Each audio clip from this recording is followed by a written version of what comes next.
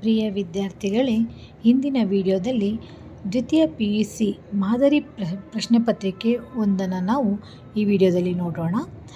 ಮೊದಲನೆಯದಾಗಿ MCQ ನಲ್ಲಿ ನೋಡೋದಾದರೆ, ಮೊದಲನೆಯ ಪ್ರಶ್ನೆ, ಯಾರನ್ನು ಕೊಲ್ಲುವುದಿಲ್ಲವೆಂದು ವಿದ್ಯಾದೇವತೆ ಹೇಳಿತು? ಆಪ್ಷನ್: ವಿಭೀಷಣ ಮತ್ತು ಕುಂಭಕರ್ಣ, ಅಂಗದ ಮತ್ತು ಹನುಮಂತ, ರಾಮ ಮತ್ತು ಲಕ್ಷ್ಮಣ, ರಾಮ ಮತ್ತು ಸೀತೆ. ಈ 4 ಆಪ್ಷನ್ಗಳಲ್ಲಿ ಸರಿಯಾದ ಉತ್ತರ ರಾಮ ಮತ್ತು ಲಕ್ಷ್ಮಣ. ರಾಮ ಮತ್ತು ಲಕ್ಷ್ಮಣನನ್ನು ಕೊಲ್ಲುವುದಿಲ್ಲ ಎಂದು ವಿದ್ಯಾದೇವತೆ ಹೇಳುತ್ತದೆ. ಎರಡನೆಯ ಪ್ರಶ್ನೆ, ಯಾರು ಅನ್ಯಲಿಂಗವನ್ನು ನೆನೆಯುವುದಿಲ್ಲ? ಆಪ್ಷನ್: ದೇವಾಲಯದಲ್ಲಿದ್ದವರು, ತೀರ್ಥಯಾತ್ರೆಗೆ ಹೋದವರು, ಸಾಮಾನ್ಯ ಭಕ್ತ, ಅಂಗದ ಮೇಲೆ ಲಿಂಗ ಧರಿಸಿದವನು. ಇದಕ್ಕೆ ಸರಿಯಾದ ಉತ್ತರ ಅಂಗದ ಮೇಲೆ ಲಿಂಗ ಧರಿಸಿದವರು ಅನ್ಯಲಿಂಗವನ್ನು ನೆನೆಯುವುದಿಲ್ಲ ಎಂಬುದು ಈ ಪ್ರಶ್ನೆಯ ಸರಿಯಾದ ಉತ್ತರ ಆಗಿರುತ್ತೆ. ಹಾಗೆ ನಾವು ಮೂರನೆಯ ಪ್ರಶ್ನೆಗೆ ಬಂದಂಥ ಸಮಯದಲ್ಲಿ, ಮೂರನೆಯ ಪ್ರಶ್ನೆ, ಹೆಣ್ಣು ಹರಿಬಕೋಸುಗವೇ ತಮ್ಮಣ್ಣನಾಜ್ಞೆಯ ಮೀರಿ ಕುಂತಿಯ ಚಿಣ್ಣ ಬದುಕಿದನೆಂದು ನುಡಿವರು ಕುಜನರಾದವರು. ಈ ಪದ್ಯ ಭಾಗದಲ್ಲಿ ಬರುವ ಕುಂತಿಯ ಚಿಣ್ಣ ಯಾರು? ಆಪ್ಷನ್: ಧರ್ಮರಾಯ, ಭೀಮ, ನಕುಲ, ಅರ್ಜುನ. ಈ 4ರಲ್ಲಿ ಸರಿಯಾದ ಉತ್ತರ ಭೀಮ. ಭೀಮ ಕುಂತಿಯ ಚಿಣ್ಣ ಅಂತಕ್ಕಂಥದ್ದನ್ನು ನಾವು ನೋಡ್ಬೋದು. ಹಾಗೆ ನಾಲ್ಕನೆಯ ಪ್ರಶ್ನೆ, ಜಾಲಿಯ ರಸಸ್ವಾದ ಹೇಗಿರುತ್ತದೆ? ಇಲ್ಲಿ ತಪ್ಪಾಗಿ ಪ್ರಿಂಟ್ ಆಗಿರುತ್ತೆ, ರಸ್ತೆ ಸಾದ ಅಂತ. ರಸಸ್ವಾದ ಒಗರಾಗಿರುತ್ತದೆ, ಸಿಹಿಯಾಗಿರುತ್ತದೆ, ವಿಷದಂತಿರುತ್ತದೆ, ಹಿತವಾಗಿರುತ್ತದೆ. ಈ 4 ಆಪ್ಷನಲ್ಲಿ ಸರಿಯಾದ ಉತ್ತರ ವಿಷದಂತೆ ಇರುತ್ತದೆ. ಜಾಲಿಯ ರಸಸ್ವಾದ ವಿಷದಂತೆ ಇರುತ್ತದೆ. ಹಾಗೆ ನಾವು 5ನೇ ಪ್ರಶ್ನೆಗೆ ಬಂದಂಥ ಸಮಯದಲ್ಲಿ, ಯಾವುದು ಚಿಂತನದಿ ಮುಳುಗಿರಲು ಎಂದು ಕವಿ ಆಶಿಸುತ್ತಾರೆ? ಆಪ್ಷನ್: ಬಾಲ್ಯ, ಯೌವನ, ಮುಪ್ಪು, ಜೀವನ. ಯಾವುದು ಚಿಂತನದಿ ಮುಳುಗಿರಲು ಎಂದು ಕವಿ ಆಶಿಸುತ್ತಾರೆ ಎಂದರೆ ಮುಪ್ಪಿನಲ್ಲಿ ಚಿಂತನದಿ ಮುಳುಗಿರುತ್ತದೆ. ಸೊ ಇದಕ್ಕೆ ಸರಿಯಾದ ಉತ್ತರ ಮುಪ್ಪು. ಹಾಗೆ ನಾವು 6ನೆಯ ಪ್ರಶ್ನೆಗೆ ಬಂದಂಥ ಸಮಯದಲ್ಲಿ, ಮೂಲೆ ಮನೆ ಮುದ್ದೇಗೌಡರಿಗೂ ಮೂತ್ರಪಿಂಡದಲ್ಲಿ ಕಲ್ಲಾಗಿತ್ತು ಎಂದು ತಿಳಿದಾಗ ಅವರ ಮನೆಗೆ ಹೋದೆ. ಈಗದೇನು ದೊಡ್ಡ ಆಪರೇಷನ್ ಅಲ್ಲಮ್ಮ, ನಾನು 4 ಬಾರಿ ಮಾಡಿಸಿಕೊಂಡಿದ್ದೇನೆ ಎಂದು ಅಂಗಿ ಎತ್ತಿ ತೋರಿಸಿದರು. ಈ ಸಾಲುಗಳಲ್ಲಿ ಮುದ್ದೇಗೌಡರಿಗೆ ಮೂತ್ರಪಿಂಡದ ಕಲ್ಲಿನ ನಿರ್ವಹಣೆ ಬಗ್ಗೆ ಇರುವ ಅಭಿಪ್ರಾಯವೇನು? ಅವರ ಅಭಿಪ್ರಾಯ ಏನಾಗಿತ್ತು ಅಂದರೆ ಅಜಾಗರೂಕತೆ. ಸೊ ಜಾಗರೂಕತೆ, ಭಯ, ಸಂಶಯ ಯಾವುದೂ ಸಹ ಇರಲಿಲ್ಲ, ಅವ್ರಿಗೆ ಅಜಾಗರೂಕತೆ ಇತ್ತು. ಹಾಗೆ 7ನೆಯ ಪ್ರಶ್ನೆ, ಯಾವ ಕತೆ ಹೇಳಬೇಕೆಂದು ಮನೋರಮೆ ಕೇಳಿದಳು? ಆಪ್ಷನ್: ಸೀತಾ ಸ್ವಯಂವರಂ, ಸೀತಾಪರಣ, ರಾಮಾಶ್ವಮೇಧ, ಸೀತಾ ಪರಿತ್ಯಾಗ. ಈ 4 ಆಪ್ಷನ್ಗಳಲ್ಲಿ ಸರಿಯಾದ ಉತ್ತರ ರಾಮಾಶ್ವಮೇಧ.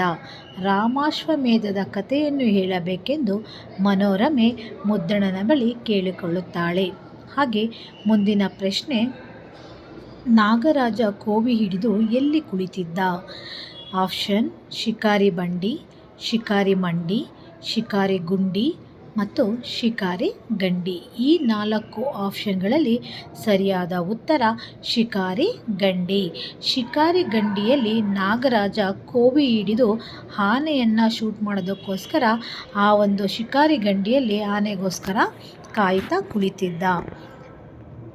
ಹಾಗೆ 9ನೆಯ ಪ್ರಶ್ನೆಗೆ ಬಂದಂಥ ಸಮಯದಲ್ಲಿ, ಹಳೆ ಕೊಪ್ಪದ ಸುಬ್ಬಣ್ಣನಿಗೆ ಆನೆಯಿಂದಾದ ತೊಂದರೆ.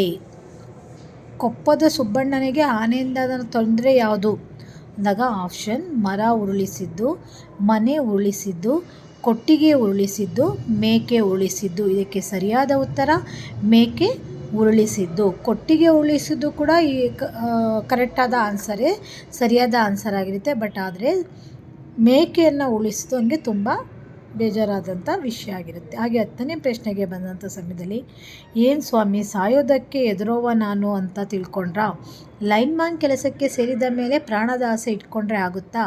ನಮ್ಮ ಡಿಪಾರ್ಟ್ಮೆಂಟ್ ಲೈನ್ ಲೈನ್ಮ್ಯಾನ್ಗಳಾದ ಯಾರಾದರೂ ಈವರೆಗೆ ಸರ್ವಿಸ್ ಮುಗಿಸಿ ರಿಟೈರ್ಡ್ ಆಗಿರೋದನ್ನು ನೋಡಿದ್ದೀರಾ? ಲೈನ್ಮ್ಯಾನ್ ದುರ್ಗಪ್ಪನ ಮಾತುಗಳು ಆತನ ಕೆಲಸದ ಬಗ್ಗೆ ಏನನ್ನು ಸೂಚಿಸುತ್ತದೆ ಅಂದರೆ ಅಪಾಯಕಾರಿ ಕೆಲಸ ಅಂತ ಇಲ್ಲಿ ಸೂಚನೆಯನ್ನು ನೀಡುತ್ತೆ. ಹಾಗೆ ನೀವು 5 ಅಂಕಗಳಿಗೆ ಬರ್ತಕ್ಕಂಥ ಬಿಟ್ಟ ಸ್ಥಳವನ್ನು ನೋಡೋಣ. MCQಗೆ ಟೋಟಲ್ 10 ಕ್ವಶನ್ ಇರುತ್ತೆ, 10 ಮಾರ್ಕ್ನ ನೀವು ಪಡಿತೀರಾ. ಇಲ್ಲಿ ಬಿಟ್ಟ ಸ್ಥಳಕ್ಕೆ ಬಂದಾಗ 5 ಮಾರ್ಕ್ 5 ಕ್ವಶನ್. ವಾಲ್ಪಾರೆ ಮಧ್ಯದಲ್ಲಿ ಡ್ಯಾಶ್ ತೋಟವಿದೆ. ತಮ್ಮ ರಾಜ್ಯದಲ್ಲಿ ತಾವೇ ತಬ್ಬಲಿಗಳಾಗುತ್ತಿರುವರು ಡ್ಯಾಶ್. ದಣಿಗಳು ಒಳೆಯ ಹೂಳೆತ್ತಲು ಡ್ಯಾಶ್ ಸೂಚಿಸಿದರು. ಮೊದಲನೆಯ ಪ್ರಶ್ನೆಗೆ ಉತ್ತರ ವಾಲ್ಪಾರೆ ಮಧ್ಯದಲ್ಲಿ ಡ್ಯಾಶ್ ತೋಟವಿದೆ, ಪುದು ತೋಟಂ. ಹಾಗೆ ನಾವು 14ನೇ ಪ್ರಶ್ನೆಗೆ ಬಂದಾಗ ಕಲಾಂ ಅವರು ಡ್ಯಾಶ್ ವಿಶ್ವವಿದ್ಯಾನಿಲಯದಲ್ಲಿ ಸಂದರ್ಶಕ ಪ್ರೊಫೆಸರ್ ಆಗಿದ್ದರು. ಅಣ್ಣಾಮಲೈ ಯೂನಿವರ್ಸಿಟಿ ಅಥವಾ ವಿಶ್ವವಿದ್ಯಾನಿಲಯ. ಬಾಯಿ ಚಪಲ ಜಾಸ್ತಿ ಇರುತ್ತದೆ. ಬಾಯಿ ಚಪಲ ಜಾಸ್ತಿ ಇರ್ತಕ್ಕಂಥದ್ದನ್ನು ನಾವು ಯಾರಿಗೆ ಅನ್ನೋದನ್ನು ಆಪ್ಷನ್ ಮೂಲಕ ನೀವು ಉತ್ತರವನ್ನು ಬರಿತಾ ಹೋಗಿ. ಹಾಗೆ ಹೊಂದಿಸಿ ಬರೆಯಿರಿ. ಈ ಒಂದು ಹೊಂದಿಸಿ ಬರೆಯರಿಗೆ ಬಂದಂಥ ಸಮಯದಲ್ಲಿ ತೊಗೊಂಡು ಇಷ್ಟು ನೀವು ಬಿಟ್ಟ ಸ್ಥಳ ನೋಡಿದಾಗ 5 ಮಾರ್ಕ್ ಆಗಿರುತ್ತೆ. ಅದೇ ರೀತಿಯಲ್ಲಿ ಹೊಂದಿಸಿ ಬರೆಯಿರೋ ಸಹ 5 ಮಾರ್ಕ್ಗೆ ಕೇಳ್ತಾ ಹೋಗ್ತಾರೆ. ಕೀರ್ತನೆ, ಮುಂಬೈ ಜಾತಕ, KS ನಿಸಾರ್ ಅಹಮದ್, ಹತ್ತಿ ಚಿತ್ತ ಮತ್ತು ನಾನೆಂಬ ಮಾಯೆ, ಈ ರೀತಿಯಾಗಿ ಪ್ರಶ್ನೆಯನ್ನು ಕೇಳಿರ್ತಾರೆ. ಇದರಲ್ಲಿ ಮೊದಲನೆಯದಾಗಿ ಕೀರ್ತನೆ ಬಂದಂಥ ಸಮಯದಲ್ಲಿ ಕೀರ್ತನೆಗೆ ಸರಿಯಾದ ಉತ್ತರ ಬಂದು ಜಾಲಿಯ ಮರ. 2ನೇ ಪ್ರಶ್ನೆಗೆ ತೆರೆದ ದಾರಿ. 3ನೇ ಪ್ರಶ್ನೆಗೆ ಶಿಲುಬೆ ಹೇರಿದ್ದಾನೆ. 4ನೇ ಪ್ರಶ್ನೆಗೆ ಟಿ ಯಲ್ಲಪ್ಪ ಹಾಗೂ 5ನೇ ಪ್ರಶ್ನೆಗೆ ಒಮ್ಮೆ ನಗುತ್ತೇನೆ. ಮತ್ತು 2 ಅಂಕದ ಪ್ರಶ್ನೆಗಳನ್ನು ನೋಡೋಣ. ಟೋಟಲ್ 8 ಪ್ರಶ್ನೆಗಳಿಗೆ ನೀವು ಉತ್ತರಿಸಬೇಕಾಗುತ್ತೆ. ಅದಕ್ಕೆ 2 ಮಾರ್ಕು. ಟೋಟಲ್ ನೀವು 2 ಅಂಕದ ಪ್ರಶ್ನೆಗೆ 14 ಅಂಕಗಳನ್ನು ನೀವು ಪಡಿತಾ ಹೋಗ್ತೀರಾ. ಅದರಲ್ಲಿ ಮುಖ್ಯವಾದ ಪ್ರಶ್ನೆ ತಗೊಂಡಾಗ ರಾವಣನಿಗೆ ಸೀತೆಯ ಬಗ್ಗೆ ವೈರಾಗ್ಯ ಮೂಡಿದ ಸಂದರ್ಭವನ್ನು ವಿವರಿಸಿ. ಕೊಲ್ಲಲು ಅಕ್ಷಮರೆಂದು ದ್ರೌಪದಿ ಯಾರನ್ನು ಕುರಿತು ಹೇಳುತ್ತಾಳೆ? ಬೆಳಕು ಬೇಟೆಗಾರ ಹೇಗೆ ಬರುತ್ತಾನೆ? ಶಿಲುಬೆಗೇರಿದ ಯೇಸುವಿನ ದೇಹ ಯಾರಿಗೆ ಏನನ್ನು ಸೂಚಿಸುತ್ತದೆ? ಹಾಗೆ 21ನೇ ಪ್ರಶ್ನೆ, ಅನ್ಯ ಡಾಕ್ಟರ್ಗಳು ಬಸಲಿಂಗನ ಕಾಯಿಲೆ ಬಗ್ಗೆ ಏನೆಂದು ಪ್ರತಿಕ್ರಿಯಿಸಿದರು? ತ್ರಿಭಾಷಾ ಸೂತ್ರದ ಬಳಕೆ ಹೇಗಿರಬೇಕು? ಕಲಾಂ ಅವರು ಬಂಡೆಗಳಲ್ಲಿ ಬಸಿರಲಿ ಕಂಡದ್ದೇನು? ಪಟ್ಟಣದ ಹೋಟೆಲಿನ ಕಟ್ಟಡ ಹೇಗಿದೆ? ಸೊ ಹಾಗೆ ಮುಂದಿನ ಪ್ರಶ್ನೆಗೆ ಬಂದಂಥ ಸಮಯದಲ್ಲಿ 25ನೇ ಪ್ರಶ್ನೆಗೆ ಬಂದಂಥ ನೋಡ್ತಾ ಹೋಗೋಣ. ಸೊ ಇದು ಎಲ್ಲ 2 ಅಂಕದ ಒಂದು ಪ್ರಶ್ನೆಗಳಾಗಿರುತ್ತೆ. ನೀವು 8 ಮಾರ್ಕ್ಸ್ಗೆ 8 ಕ್ವಶನನ್ನು 2 ಮಾರ್ಕಿಗೆ ಬರೀಬೇಕಾಗುತ್ತೆ. ಹಾಗೆ 25ನೇ ಪ್ರಶ್ನೆ, ದುರ್ಗಪ್ಪ ಏಕೆ ಬಂದಿರಬಹುದೆಂದು ನಿರೂಪಕರು ಯೋಚಿಸಿದರು? ಕಾಡಾನೆಗಳ ಹಾವಳಿಗೆ ಪ್ರಕಾಶ್ ನೀಡಿದ ಕಾರಣಗಳೇನು? ಹಾಗೆ 27ನೆಯ ಪ್ರಶ್ನೆ, ನಾಗರಾಜ ದುರ್ಗಪ್ಪನ ಮೇಲೆ ಏನೆಂದು ರೇಗಿದನು? ಜವಾರ ನಿರ್ಮಾಪಕರಿಗೆ ಅಂಚೆ ವಿಲೇವಾರಿ ಬಗ್ಗೆ ಅಸಡೆಯಿಂದ ಏನು ಹೇಳಿದ? ಅದು ಜಪಾರ ಅಲ್ಲ ಜವಾರ. 28ನೇ ಪ್ರಶ್ನೆಯಲ್ಲಿ ಬರ್ತಕ್ಕಂಥದ್ದು ಜಪಾರ ಅಲ್ಲ ಜವಾರ. ಹಾಗೆ ಸಂದರ್ಭವನ್ನು ನೋಡೋಣ. ಸಂದರ್ಭದಲ್ಲಿ ಒಟ್ಟು ನೀವು 4 ಪ್ರಶ್ನೆಗೆ ಉತ್ತರಿಸಬೇಕಾಗುತ್ತೆ. 3 ಅಂಕಗಳಿಗೆ. ಟೋಟಲ್ ನಿಮಗೆ 12 ಅಂಕಗಳಲ್ಲಿ ನಿಮಗೆ ಸಂದರ್ಭವನ್ನು ಕೇಳ್ತಾರೆ. 12 ಅಂಕಗಳಿಗೆ. ಅದರಲ್ಲಿ 29ನೇ ಕ್ವಶನ್, ಜ್ಯೋತಿ ನೀನ್ಯಾರ ಹೋಲಾರ? ಕುಳಿತು ಕೆಮ್ಮುವ ಪ್ರಾಣಿ. ಹಲ್ಲಿಯ ಮಾತು ಅವನಿಗೆ ಸಸೆಮೀರಬಾರದು ಅಂದರೆ ಸ್ವಲ್ಪನೂ ಸಹ ಬಾರದು. ಈ ಮಾತು ಯಾರಿಗೆ ಯಾರು ಹೇಳಿದರು ಅಂತ ಬರಿತಾ ಹೋಗ್ತೀರಾ. ಹಾಗೆ 32ನೇ ಪ್ರಶ್ನೆಗೆ ಬಂದಂಥ ಸಮಯದಲ್ಲಿ ಹಾಡುವುದು ಅವುಗಳಿಗೆ ಅನಿವಾರ್ಯ, ಅವುಗಳ ಕರ್ಮ. ಹಾಗೆ 33ನೇ ಪ್ರಶ್ನೆ, ಈ ಅದೃಷ್ಟ ನಿನಗೂ ಇತ್ತಲ್ಲೇ? ನೀರಿಳಿಯ ಗಂಟೊಳಗ ಕಡುಬು ತುರುಕಿದಂತಾಯಿತು. ನೀರಿಳಿಯ ಗಂಟೊಳಗ ಕಡುಬು ತುರುಕಿದಂತಾಯಿತು. ಈ ಒಂದು ವಾಕ್ಯವನ್ನು ಯಾರು ಯಾರಿಗೆ ಹೇಳ್ತಾರೆ ಮತ್ತು ಯಾವುದರಿಂದ ಆಯ್ಕೆ ಮಾಡಿಕೊಳ್ಳಲಾಗಿದೆ ಎಂಬುದನ್ನು ನೀವು ಸಂದರ್ಭ ಸಹಿತ ನೀವು ವಿವರಿಸ್ತಾ ಹೋಗಬೇಕಾಗುತ್ತೆ. ಹಾಗೆ 35ನೇ ಪ್ರಶ್ನೆ, ಹೊರಗಡೆಯಿಂದ ಎಕ್ಸ್ಪೋರ್ಟ್ ಆದವು. 36ನೆಯ ಪ್ರಶ್ನೆ, ಈ ಕಂಬದೊಳಗೆ ಏನೋ ಸೇರಿಕೊಂಡಿದೆ. ಇಷ್ಟು ನೀವು ಸಂದರ್ಭದಲ್ಲಿ ನೋಡ್ತಕ್ಕಂಥ ಪ್ರಮುಖವಾದ ಪ್ರಶ್ನೆಗಳಾಗಿರ್ತಕ್ಕಂಥದ್ದನ್ನು ನಾವಿಲ್ಲಿ ನೋಡ್ತಾ ಹೋಗ್ಬೋದು. ಹಾಗೆ ನೆಕ್ಸ್ಟ್ ಬಂದಂಥ ಸಮಯದಲ್ಲಿ 5-6 ವಾಕ್ಯಗಳಲ್ಲಿ ಉತ್ತರಿಸಬೇಕಾಗುತ್ತೆ. 4 ಅಂಕಗಳಿಗೆ ನಿಮಗೆ ಕೇಳ್ತಕ್ಕಂಥದ್ದು. 5-6 ಪ್ರಶ್ನೆಗಳು 4 ಅಂಕಗಳಲ್ಲಿ ಕೇಳ್ತಾರೆ. ಒಟ್ಟು 4 ಪ್ರಶ್ನೆಗಳಿಗೆ ನೀವು ಉತ್ತರಿಸಬೇಕು. 16 ಅಂಕಗಳು ನಿಮಗೆ ನೀಡ್ತಕ್ಕಂಥದ್ದು. ಒಂದೊಂದು ಪ್ರಶ್ನೆಗೂ 4 ಅಂಕಗಳು. ಕದಡಿದ ಸಲಿಲಂ ತಿಳಿವಂದದೆ ಕಾವ್ಯ ಭಾಗದಲ್ಲಿ ಕಂಡುಬರುವ ರಾವಣನ ವ್ಯಕ್ತಿತ್ವವನ್ನು ವಿಮರ್ಶಿಸಿ. ಹಾಗೆ 38ನೇ ಪ್ರಶ್ನೆ, ರಕ್ಷಿಸಬೇಕಾದವರೇ ಭಕ್ಷಕರಾದರೆ ಒದಗುವ ವಿಘಟನೆಯನ್ನು ಬಸವಣ್ಣನವರು ಹೇಗೆ ಚಿಂತಿಸಿದ್ದಾರೆ? ಹಾಗೆ ದ್ರೌಪದಿ ಅವಮಾನಕ್ಕೊಳಗಾದ 3 ಪ್ರಸಂಗಗಳನ್ನು ವಿವರಿಸಿ. ಈ ಪ್ರಶ್ನೆಗಳಿಗೆ ನೀವು 5-6 ವಾಕ್ಯಗಳಲ್ಲಿ ಉತ್ತರಿಸಬೇಕಾಗುತ್ತೆ. ಹಾಗೆ 40ನೇದು ಬಂದಾಗ ಈಕೆಗೆ ಪದ್ಯವನ್ನು ಕೊಟ್ಟು ಅದನ್ನು ಅರ್ಥೈಸ್ಕೊಂಡು ಅದರಲ್ಲಿ ಪ್ರಶ್ನೆಯನ್ನು ಕೇಳ್ತಾ ಹೋಗ್ತಾರೆ. ಸೊ ಅದರಲ್ಲಿ ಉಣದೀರ್ಪ ದನವಿದ್ದೊಡೆನು ಸುತನಿರ್ದ ಮುಪ್ಪಿನಲ್ಲಾಗದ ಒಣಗಲ್ ಪೈರಿಗೆ ಬಾರದಿರ್ದ ಮಳೆ ಬಂದೆ ನಾಪತ್ತಿನೋಳ್ ಮಣಿದುಂ ನೋಡದೆ ಬಂದು ವೆತಕಣಿಸಲ್ ಕಾಲೋ ಚಿತ್ತ ಕೈದಿದ್ದ ತೃಣವೇ ಪರ್ವತವಲ್ಲವೇ ಹರಹರ ಶ್ರೀ ಚನ್ನ ಸೋಮೇಶ್ವರ.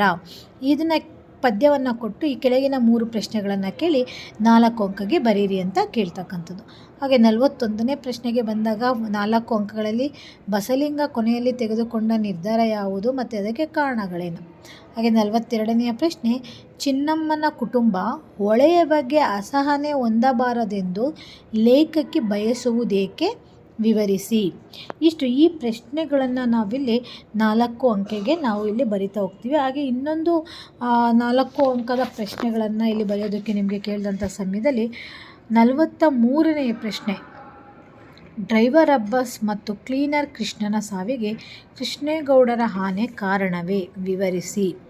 ಹಾಗೆ 44ನೆಯ ಪ್ರಶ್ನೆ, ತನ್ನ ಆನೆಯ ಬಗ್ಗೆ ಕೃಷ್ಣೇಗೌಡನಲ್ಲಿ ಬೇಸರ ಮೂಡಲು ಕಾರಣವೇನು? ಇಷ್ಟು ನಿಮಗೆ 4 ಅಂಕದ ಪ್ರಶ್ನೆಗಳಾಗಿದ್ದು ಒಟ್ಟು 4 ಪ್ರಶ್ನೆಗಳನ್ನು ನೀವು ಬರಿಬೇಕಾಗುತ್ತೆ. 4 ಪ್ರಶ್ನೆಗಳನ್ನು ಬರಿಬೇಕಾಗುತ್ತೆ 16 ಅಂಕಗಳಿಗೆ. ಹಾಗೆ ಭಾಷಾಭ್ಯಾಸಕ್ಕೆ ಬರೋಣ. ಭಾಷಾಭ್ಯಾಸಕ್ಕೆ ಬಂದಂಥ ಸಮಯದಲ್ಲಿ ಕೆಳಗಿನ 2 ಶಬ್ದಗಳಿಗೆ ತದ್ಭವ ರೂಪವನ್ನು ಬರೆಯಿರಿ ಅಂತ ಇದೆ.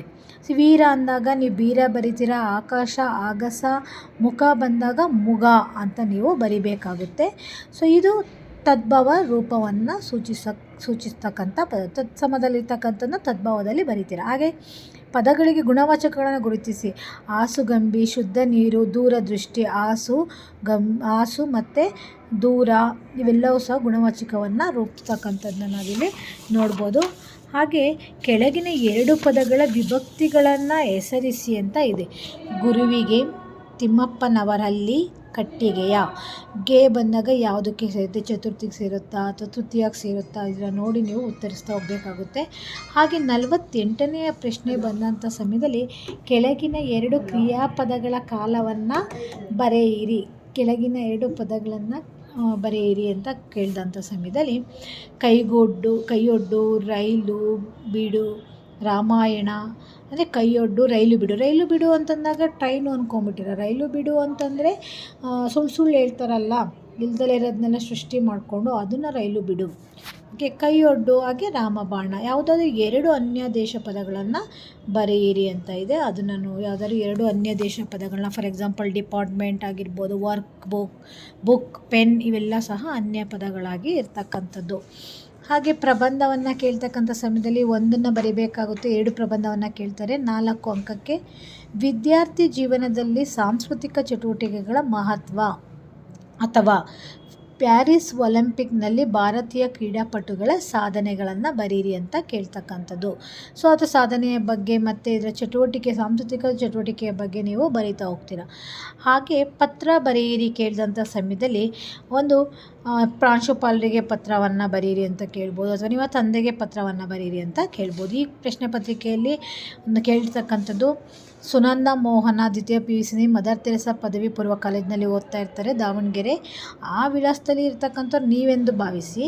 ರಾಜಶೇಖರ್ ಕ್ವಾರಂಟೈನ್ ರಸ್ತೆ, ಲಕ್ಷ್ಮೀಪುರ, ಬ್ರಹ್ಮಾವರ ತಾಲೂಕು, ಉಡುಪಿ ಜಿಲ್ಲೆಯ ವಿಳಾಸದಲ್ಲಿರ್ತಕ್ಕಂಥವ್ರು ನಿಮ್ಮ ತಂದೆಗೆ ಪ್ರವಾಸಕ್ಕೆ ಹೋಗಲು ಹಣ ಬೇಕು ಅಂತ ಅನುಮತಿ ನೋಡಿ ನೀವು ಕೇಳಿ ಅಂತ ಒಂದು. ಇನ್ನೊಂದು ಪ್ರಾಂಶುಪಾಲರಿಗೆ ನೀವು ಲೆಟರನ್ನು ಬರಿಬೇಕಾಗಿ